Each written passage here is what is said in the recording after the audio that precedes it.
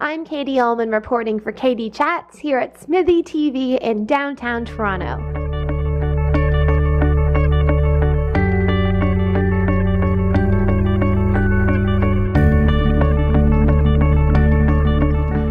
Katie Ullman reporting for Katie Chats here in downtown Toronto with singer-songwriter Domanique Grant. How does it feel to be performing at Irie Music Week coming up? I'm so excited. Irie Music Week is an amazing series of events that happen across Toronto, and it just brings together so many wonderful people. So I'm just so happy to be a part of it this year. Yeah. How did growing up in Toronto influence your work as a musician? Wow, well, Toronto is there's so much, and I grew up downtown Queen Street, so I actually started music through theater, and around 14 I was introduced to a lot of the theaters downtown, and there's so many cultures, Chinatown and Kensington Market, and I come from a Jamaican Canadian household. So I actually got to start writing music for theater productions across the city, and 2 years ago actually we were nominated for Dora for one of the shows that my music was featured in. So yeah, Toronto has really influenced I think my music and my career because of the diversity and the amount of different types of art forms that are offered to artists.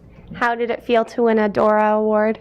We didn't actually win it, unfortunately. However, we were nominated for Best Theater for Young Audiences as well as Best Production. So I think that was really great, and there's so much more work coming up. And I think I was about 20 when that happened, and I was still in school. So it was just a really big accomplishment to be at the doors with all the amazing artists in Toronto.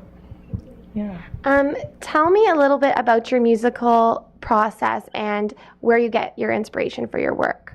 Yeah, so my music is a fusion of R&B, alternative, and indie music. However, it's always tough because I know we're often asked to put our music into genres and to kind of box it in.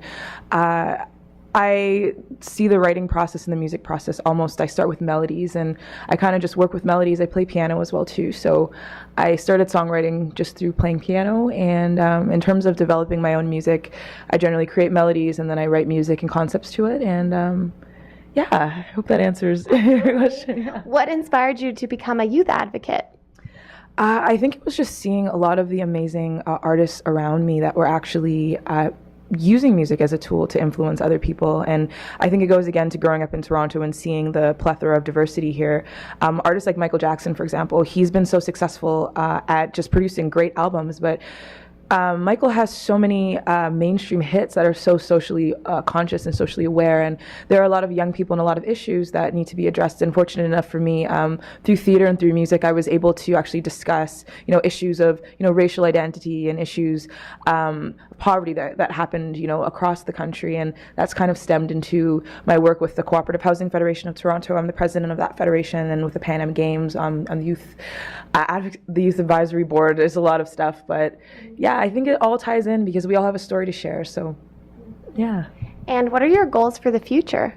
My goals for the future? I am excited to travel and to tour and to work in other continents. I want to hit, I think, 3 continents in the next few years, so that's one of the major things, as well as getting my album finished, recorded, and distributed, which will be happening really soon. So what can we expect from this album?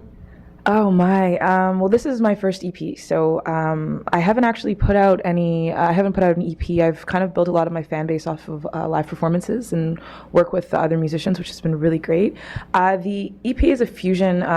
Storytelling is always the basis, and I wrote the whole album, but it fuses indie, it fuses folk, it fuses R&B, and it really just offers a different perspective on love, on life, and on really just growth, so yeah. And where's the best place to find out more information on you and your upcoming shows as well? So you can go to domaniquegrant.com. It's DOMANIQUEGRANT. And you can also follow me on Twitter at Domanique Grant. I actually have a show I'm going to be performing in the Honey Jam Showcase on August 15th at the Mod Club, and they're sending one artist to Barbados this year. So as of July 11th, you can go on my Twitter, you can just retweet, send Domanique Grant to Barbados. You can also just watch the YouTube video because they're going to be counting views as well too. Thank you so much, Domanique. Congratulations and best of luck with all of your upcoming performances. Thank you so much. It was a pleasure, Katie. Thank you. I'm Katie Ullman reporting for Katie Chats in downtown Toronto.